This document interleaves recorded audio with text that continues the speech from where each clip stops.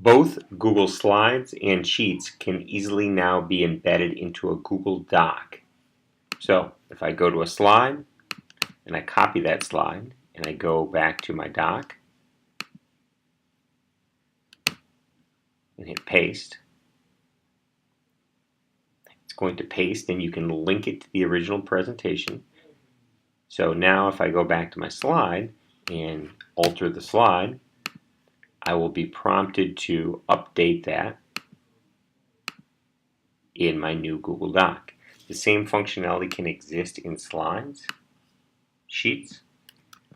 So you have data from a sheet and you copy it and then you go put it in your doc.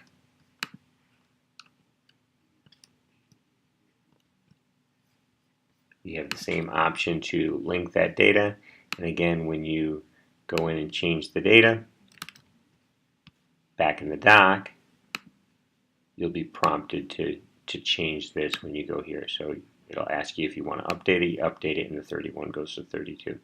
Hopefully this video is helpful.